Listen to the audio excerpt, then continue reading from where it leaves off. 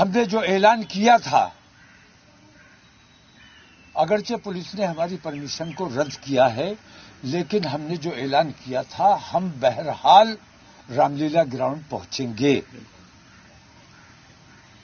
اور تمام لوگوں سے میں یہ اپیل کرتا ہوں کہ جن لوگوں نے رام لیلا گراؤنڈ پہنچنے کا ارادہ کیا ہے وہ اپنے اس ارادے پر قائم رہے۔ تمام لوگوں کو رام لیلا گراؤنڈ پہنچنا ہے، لیکن قانون کسی بھی حالت میں اپنے ہاتھ میں نہیں لینا ہے۔ پولیس سے مزاحمت بالکل نہیں کرنی ہے۔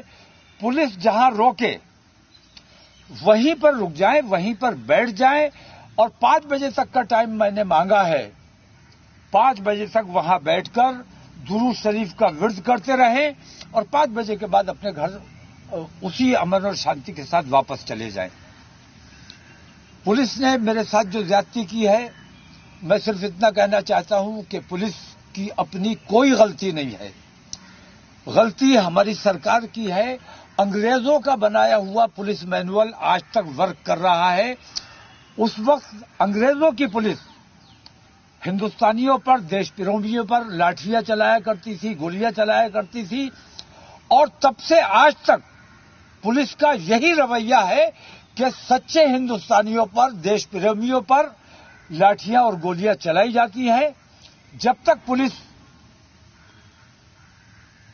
کا نیا مینول جو بنایا جانا چاہیے وہ نہیں بنایا جائے گا، اسی طرح دیش پریمیوں پر ظلم و ستم کا شکار تھے جو انگریزوں کی پولیس تھی۔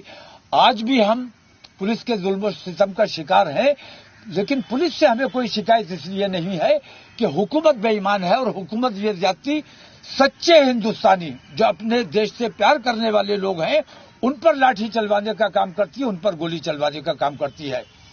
تو اتوار کو بہرحال مجھے رام لیلا گراؤنڈ پہنچنا ہے۔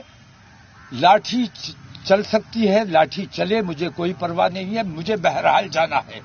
گولی چلا سکتے ہو، گولی چلاؤ، مجھے کوئی پرواہ نہیں ہے۔ الحمدللہ ہم حق کے لیے جینے اور مرنے والے لوگ ہیں۔ گرفتار کرنے سے اگر تمہارا کام چلتا ہے میں گرفتاری دینے کے لیے تیار ہوں، لیکن جو اعلان کیا ہے اس سے انشاءاللہ ایک قدم بھی پیچھے ہٹانے کے لیے میں تیار نہیں ہوں۔ بہت شکریہ۔ سر، سنبھل والے ایشو پر آپ کیا کہیں گے جو پورا چل رہا ہے؟ سنبھل والے ایشو پہ مجھ سے زیادہ میں سمجھتا ہوں کہ ہندوستان کے سنویدھان میں یقین رکھنے والے ہندوؤں کو سوال اٹھانا چاہیے۔ ہندو سماج کی یہ بڑی ذمہ داری ہے کہ ایکٹ کی موجودگی میں ایکٹ کی خلاف ورزی کی جاتی ہے۔ اگر عدالتوں سے لوگوں کا بھروسہ اٹھ گیا تو میں سمجھتا ہوں کہ ہندوستان میں جنگل راج قائم ہونے سے کوئی نہیں روک سکتا۔ اور آج میں یہ محسوس کر رہا ہوں کہ ایک دن بعد چناؤ تھا، ایک دن پہلے یہ فیصلہ آنے کا مطلب یہ ہے کہ آپ صرف راجنیتک لابھ لینے کے لیے آپ نے یہ کام کیا۔ اور سب سے بڑا انیائے یہ کہ کوئی بھی یاچکا جاتی ہے تو پہلے یاچکا سویکار کی جائے یا نہ کی جائے، پہلے اس پر وچار کیا جاتا ہے، اس کے بعد تاریخ ڈالی جاتی ہے، دوسرے پکش کو نوٹس جاری کیا جاتا ہے۔ ایسا کچھ نہیں ہوا، اسی وقت یاچکا داخل کی گئی، اسی وقت قبول کر لی گئی، اسی وقت اس پر آرڈر کر دیا گیا، اور پرشاسن تیار بیٹھا تھا کہ جیسے ہی آرڈر آئے گا سنبل کی مسجد میں جا کے سروے کرنا شروع کر دیں گے۔ تو ایسا کھلا انیائے ہو رہا ہے۔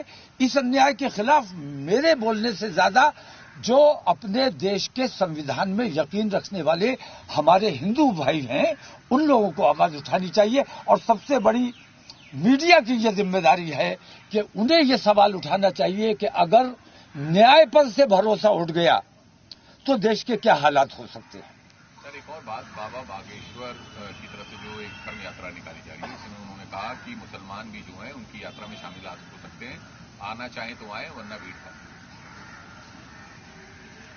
نہیں، یہ تو ایک دیکھیے، یہ نئے نئے جو دکانیں کھول کے بیٹھ گئے ہیں، میں ان لوگوں کی کسی بات کا جواب دینا نہیں چاہتا۔ میں ایک بات کہتا ہوں، ہندوستان میں جو میری معلومات ہے میں یہ جانتا ہوں کہ ہندوستان کے تمام ہندو سماج کے لوگ چاروں شنکراچاریوں पर विश्वास रखते हैं और उनकी बात सुनते और मानते हैं, और अपने शंकराचार्यों की बात सुनना और मानना चाहिए।